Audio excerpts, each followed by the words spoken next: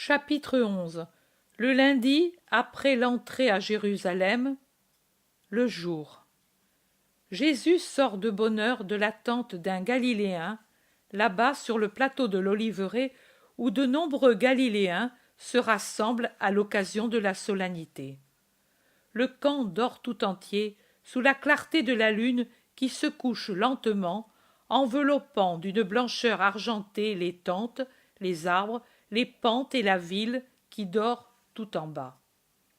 Jésus passe avec assurance et sans bruit entre les tentes et, une fois sorti du camp, descend rapidement par des sentiers à pic vers le Gethsémani, le traverse, en sort, dépasse le petit pont sur le Cédron, ruban d'argent qui arpège à la lune, arrive à la porte gardée par des légionnaires. C'est peut-être une mesure de précaution du proconsul, cette garde de nuit aux portes closes. Les soldats, au nombre de 4, parlent assis sur de grosses pierres qui leur servent de siège contre le mur puissant, et se chauffent à un feu de brindilles qui jette une lueur rougeâtre sur les cuirasses brillantes et les casques sévères, de dessous lesquels émergent des visages si différents, en leur physionomie italique, de ceux des Hébreux. « Qui va là ?»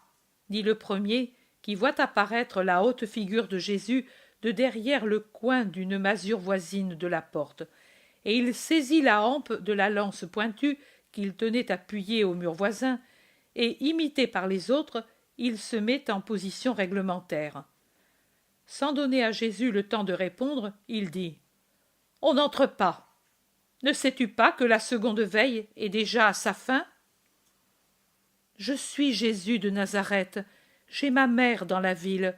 Je vais la trouver. »« Oh, l'homme qui a ressuscité le mort de Béthanie, par Jupiter!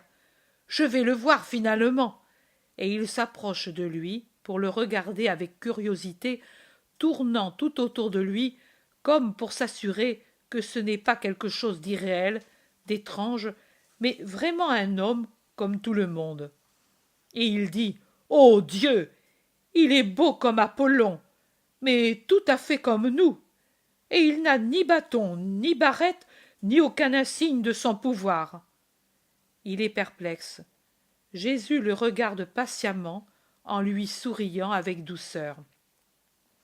Les autres, qui sont moins curieux, peut-être ils ont déjà vu Jésus d'autres fois, disent « Cela aurait été une bonne chose qu'il eût été ici au milieu de la première veille, quand on a porté au tombeau la belle jeune fille morte ce matin.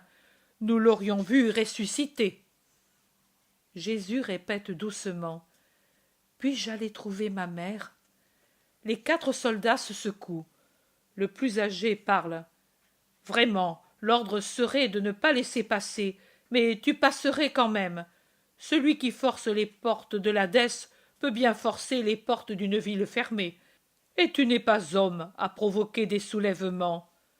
La défense tombe pour toi. Fais en sorte de n'être pas vu par les rondes à l'intérieur.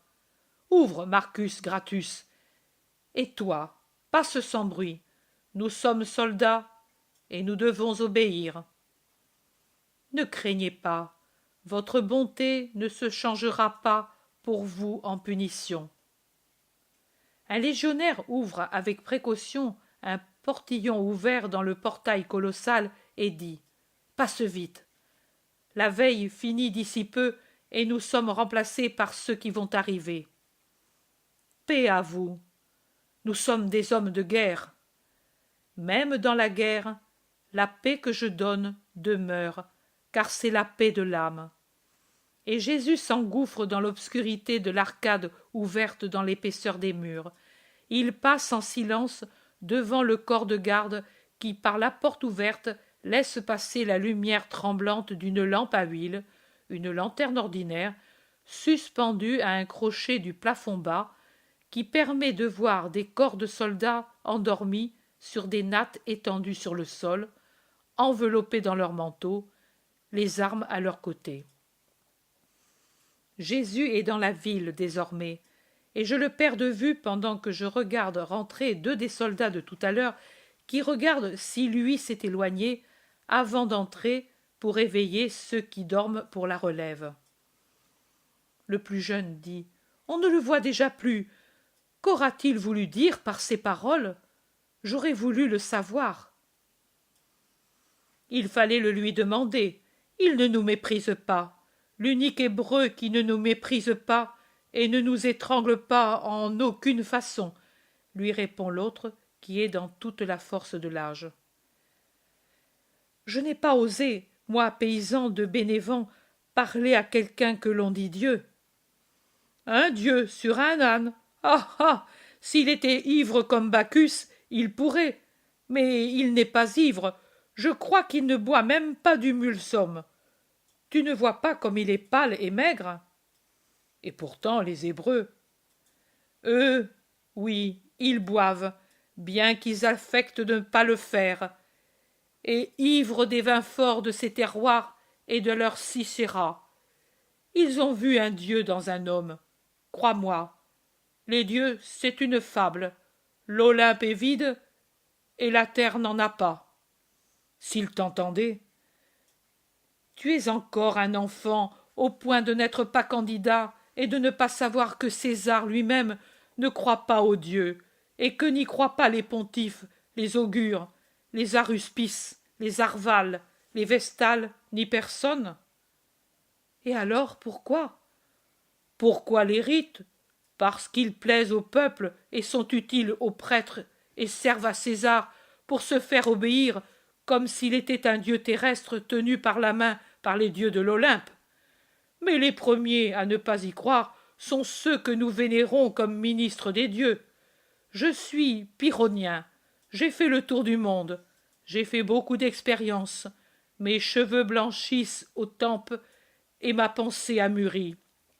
J'ai comme règle personnelle 3 principes: aimer Rome, unique déesse et unique certitude, jusqu'au sacrifice de ma vie, ne rien croire, puisque tout est illusion de ce qui nous entoure, excepté la patrie sacrée et immortelle. Nous devons aussi douter de nous-mêmes, car il n'est pas certain même que nous vivons. Les sens et la raison ne suffisent pas pour nous donner la certitude d'arriver à connaître la vérité. Et la vie et la mort ont la même valeur, car nous ne savons pas ce que c'est que la vie et ce que c'est que la mort, dit-il, en affectant un scepticisme philosophique d'un être supérieur. L'autre le regarde hésitant. Puis il dit: Moi, au contraire, je crois, et j'aimerais savoir de cet homme qui est passé tout à l'heure. Lui, certainement, connaît la vérité. Il sort de lui quelque chose d'étrange. C'est comme une lumière qui vous pénètre. Qu'Esculape te sauve! Tu es malade! C'est depuis peu que tu es monté à la ville de la vallée, et les fièvres surgissent facilement chez ceux qui font ce voyage et ne sont pas encore acclimatés à cette région.